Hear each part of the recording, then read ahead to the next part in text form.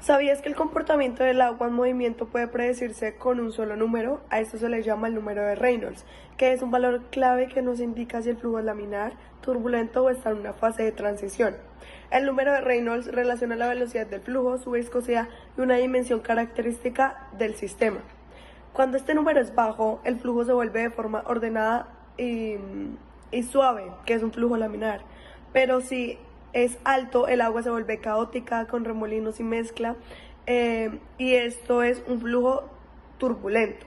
Y entre ambos extremos puede presentarse un flujo de transición, que es con estas características mixtas.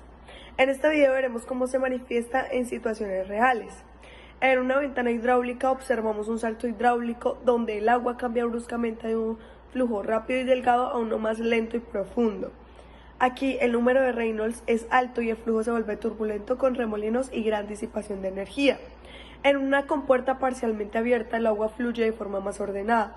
En este caso el número de Reynolds es más bajo y se presenta un flujo laminar. Pero si la velocidad aumenta o el agua no encuentra salida, el número de Reynolds sube y el flujo puede tomarse como un flujo turbulento o transitorio. En vertederos triangulares, el tipo de flujo también depende del nivel del agua. Con bajo caudal y velocidad, el número de Reynolds es bajo y el flujo es laminar. Pero a mayor nivel, la velocidad aumenta, el número de Reynolds también, y el flujo se vuelve turbulento o de transición.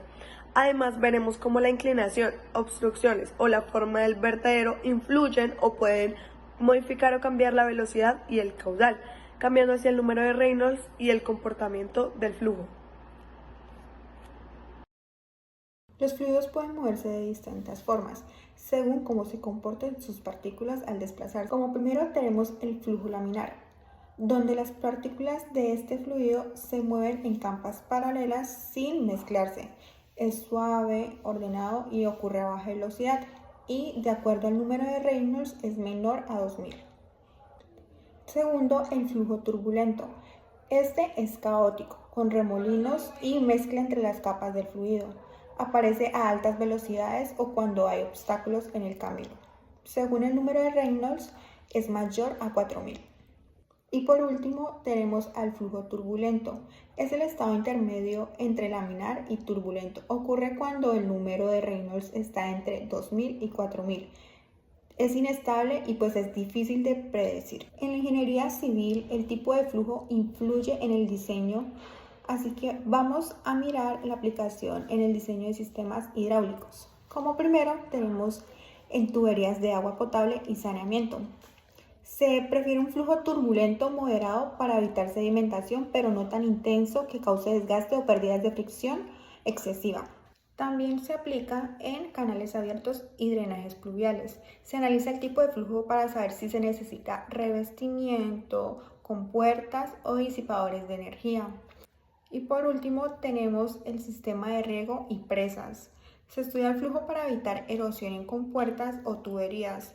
Y se puede usar un flujo laminar para ciertas aplicaciones controladas como filtración o goteo, que es lo más común en este sistema. En el caudal presentado en el laboratorio de hidráulica observamos distintos comportamientos del agua.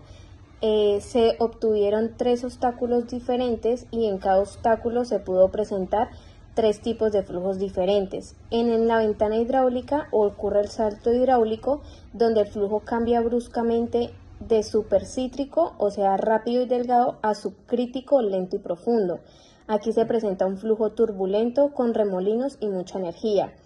Luego vimos la compuerta. En esta el agua choca sin tener salida, se acumula y se devuelve. Si encuentra una salida más baja, el flujo sigue por ahí, que fue lo que nosotros vimos en el laboratorio de hidráulica. Ahí la compuerta sí tenía una abertura más abajo y el flujo pasaba fácil por ahí. En este caso se presenta un flujo laminar. Pero si hay alta velocidad o cambio repentino de dirección, se presenta flujo turbulento o de transición dependiendo de las condiciones. También tuvimos el vertedero triangular. El tipo de flujo depende del nivel del agua. A bajos niveles y velocidades puede observarse flujo laminar. A medida que el nivel y la velocidad aumenta, el flujo se vuelve turbulento y en este caso se presenta un flujo de transición que combina características de ambos. Además, debemos tener en cuenta que si hay inclinación cambia la velocidad, si obstruye cambia el caudal y si se pone un vertedero según la forma cambia el flujo.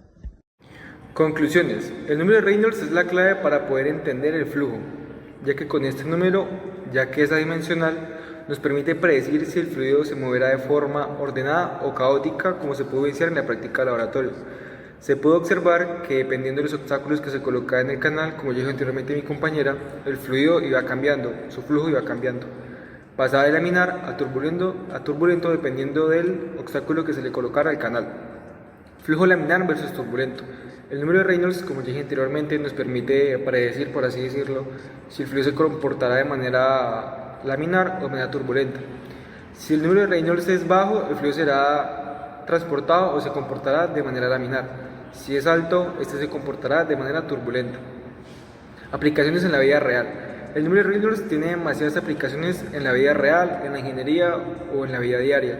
Es aplicado en aviones, para el diseño de aviones, puede ser aplicado también hasta en el flujo sanguíneo de las arterias, de las venas, pero especialmente en nuestra carrera, en la ingeniería civil, ya que gracias a este número de Reynolds podemos saber cómo se comporta un fluido, ya que nos sirve para el diseño de acueductos o redes hidráulicas o simplemente el transporte de agua potable o para plantas de tratamiento de agua. El número de Reynolds es súper importante ya que nos permite hacer el diseño de infraestructuras que puedan aportar un gran aporte y una gran ayuda a la sociedad.